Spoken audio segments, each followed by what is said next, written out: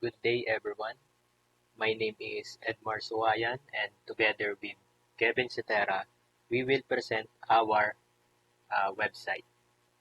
So, this is a simple educational website designed to introduce and explain the fundamental web technologies, HTML, CSS, and JavaScript. It includes multiple HTML pages with information about each topic styled consistently using a shared styles.css.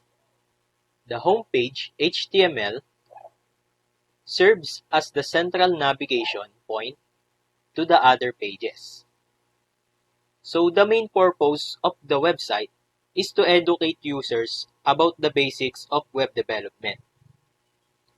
It is a clear and interactive. It helps demonstrate how to properly structure a multi-page website using HTML, and how to apply consistent design and layout through CSS, and lastly, how to use JavaScript to enhance interactivity. So as we open the website, the homepage is titled Web Development Basics. It welcomes the visitor with a clean and simple layout. At the top, there is a navigation bar that lets user easily move between the main pages, which is Home, HTML Basics, CSS Basics, JavaScript Basics, and the references. And below, there is a introductory sentence explaining that this website is designed to teach a fundamentals of HTML and CSS in a simple and easy to understand way. Below it is a image of HTML, CSS, and JS logo. And this helps visualize the theme for the website. Next is a motivational quote using a block quote tag. Below it, it tells us what we can learn to this website. And here's a three. At the HTML basics section, we can see a similar layout, but different content. Here is HTML basics. It explains what is HTML, and then a basic HTML structure built using a pre-tag, and then the common HTML elements.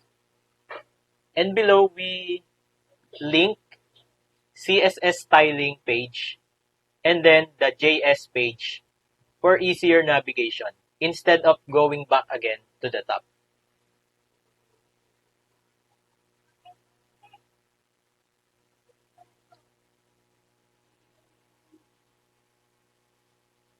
In the CSS basics, we only include some of the basics, which is basic syntax and then example of using designing elements, and then the ways to add a CSS. Again, we have a link here for JS and HTML.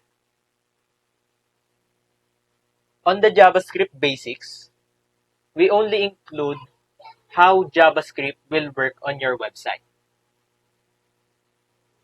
A short description followed by a tutorial on how to add a JavaScript on your web page. It also have two ways to add, which is internal JavaScript and then an external JavaScript file. Below it is a basic JavaScript syntax example, and then a common uses of JavaScript and the example button interaction.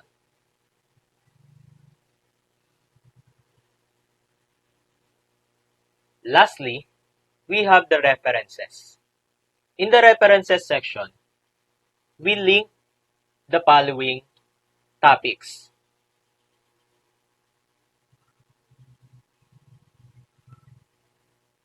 When we click it, it will go to the W3 Schools website and lead to the said tutorial.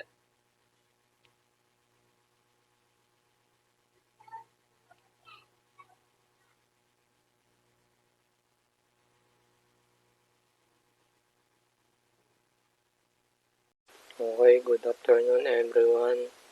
I'm John Kevin B. Cetera. I'm going to give a short explanation of our web development process. So as you can see, we create a educational mini site which focus on web development basics. And then when it comes to our mind that we are going to create a website that related to our subject. So that's why we choose to create this comprehensive overview of web development fundamentals. For our development tools, so we use a Visual Studio Code as our primary code editor, which provide excellent syntax and highlighting and organization features. For our languages, we use HTML for structure, CSS for styling, and we included the JavaScript for concept in our educational content. So now let's dive into our website here. Now let's see, this is the home which provide the foundation and overview. And then the HTML basics, which covering basic structural elements. Also the CSS basics, explaining on how we use it to design a web. Just a basic. And also the JavaScript, explaining interactivity.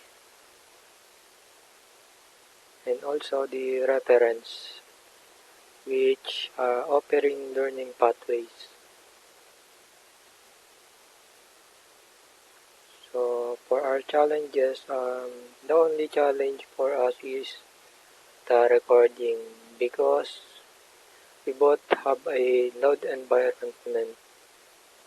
So that's why. So and now we're done.